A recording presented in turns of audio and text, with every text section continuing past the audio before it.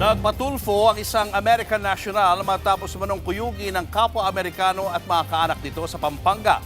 Git naman ng inirereklamo, hindi sila ang pasimuno ng gulo. Narito ang Frontline Report. May black eye pa sa kanang mata ang turista at American citizen na si Tarek Barum nang unang dumulog sa programang Wanted sa radyo ni Senator Raffy Tulfo noong nakaraang Nobyembre. Inireklamo niya ang kapwa-Amerikanong si Joseph Drago III, asawa nitong Pinay at mga kaanak. Kinuyog daw siya ng mga ito sa harap ng isang bar sa Angeles City, Pampanga. Makalipas ng ilang buwan, sinamahan ng programa si Tarek sa lugar para kumalap ng karagdagang detalye. Kwento ni Tarek, sa loob pa lang ng bar ay nagkaroon na sila ng pagtatalo ni Joseph. And then he was being obscenely like parang bastos to my kasama ko. He was like licking, like showing his licking her like that yun ganon. That's why you push him. Yes, that's where it started. And then they all jumped out and they all just started kicking the shit out of me. Kicking my face, kicking my ribs. Ayon pa kay Tarek, 2 araw na umano siyang hinaharas ni Joe bago siya kinuyog. Sinubukan ng programa na pagharapin ng magkaalitang dayuhan pero tumanggi si Tarek.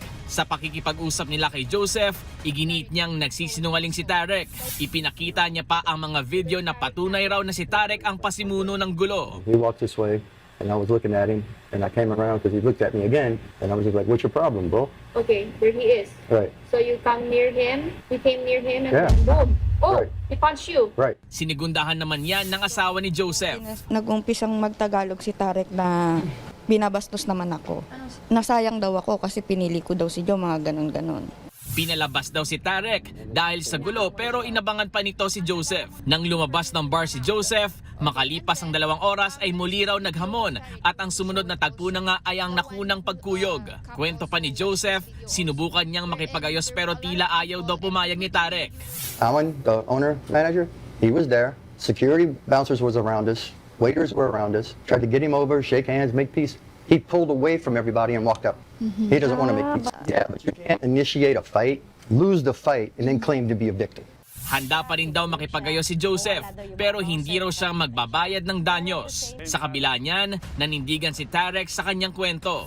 Well, the CCTV will tell. Yeah. Because I'm not lying. I never lied in any of these interviews, and the CCTV will say what I said. Sa ngayon ay nagsampa na ng reklamong frustrated homicide si Tarek laban sa kampo ni na Joseph. Nagbabalita mula sa Frontline, Dave Abuel, News 5. Mga kapatid, Julius Babaw po. Para sa komprehensibo at makabuluhang balitaan at talakayan, mag-follow at mag-subscribe na sa social media pages ng News 5.